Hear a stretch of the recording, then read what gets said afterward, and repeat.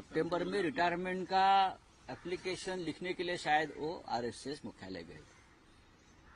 मेरी जो जानकारी है 10-11 साल में कभी मोदी जी गए नहीं।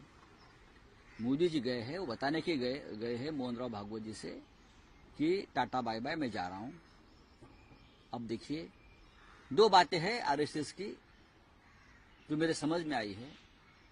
एक तो मोहन राव भागवत यानी सरसंघ चालक और पूरा संघ परिवार देश के नेतृत्व में बदलाव चाहता है।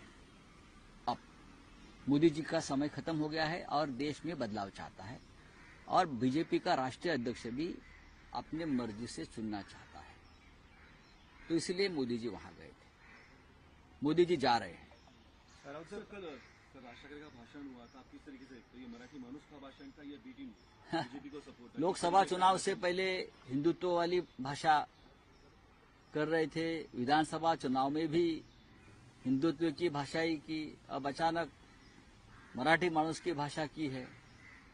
लेकिन मराठी मानुस की जो संगठना भारतीय जनता पार्टी ने शिवसेना को जो तोड़ दिया है वो अगर आप देखें तो राज ठाकरे जी की राजनीति जो है वो भारतीय जनता पार्टी को समर्थन देने वाली है। मराठी मानुस हमेशा शिवसेना के साथ रहा, आप उनको ही तोड़ना चाहते हैं और तोड़ने वाले भारतीय जनता पार्टी है। तो जो बीजेपी के साथ रहेगा वो मराठी मानुस का दुश्मन रहेगा। थँक्यू। नरेंद्र मोदी आणि भागवत यांची भेट झाली, काय संकेत आहेत या भेटीत? संकेत स्पष्ट आहेत आणि जी माहिती बाहेर येते आहे ती स्पष्ट दिसते आहे की सप्टेंबर महिन्यात नरेंद्र मोदी यांनी जाहीर केल्याप्रमाणे जे धोरण आहे की 75 वर्ष झालेल्यांनी सत्तेच्या पदावर राहू नये, कोणत्याही मंत्री, प्रधानमंत्री, राष्ट्रपती।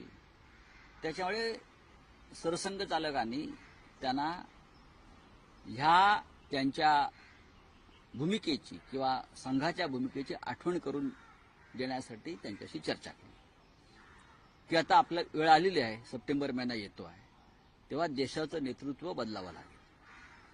दुसरं म्हणजे भारतीय जनता पक्षाच्या राष्ट्रीय अध्यक्षपदासाठी सुद्धा संघाची एक भूमिका आहे असं समोर आलेलं आहे आणि त्यानुसार संघाला हवी असलेली व्यक्ती भाजपच्या अध्यक्षपदी यावी ही भूमिका संघाची मला स्पष्टपणे दिसते।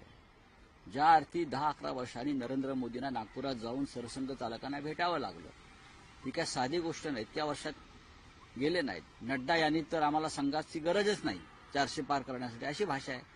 जेव्हा राष्ट्रीय अध्यक्ष बोलतो भाजपचा तेव्हा ते प्रधानमंत्री मोदींचीच भूमिका असते।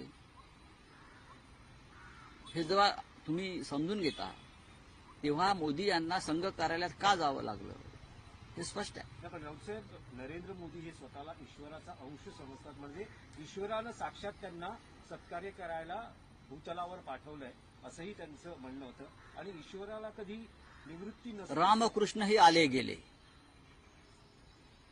ईश्वर आहेत ना, ईश्वराचाही मृत्यू झाला, राम गेले, कृष्णही एका बाणानं पारध्याच्या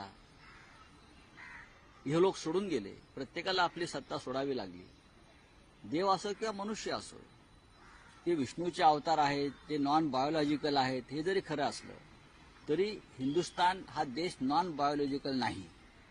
हिंदुस्थानची 140 कोटी जनता ठरवते।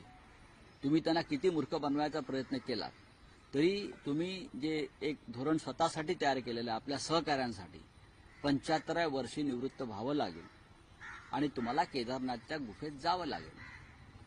फकीर आदमी है, झोला लेकर आया था, अब झोला भरकर जाएंगे।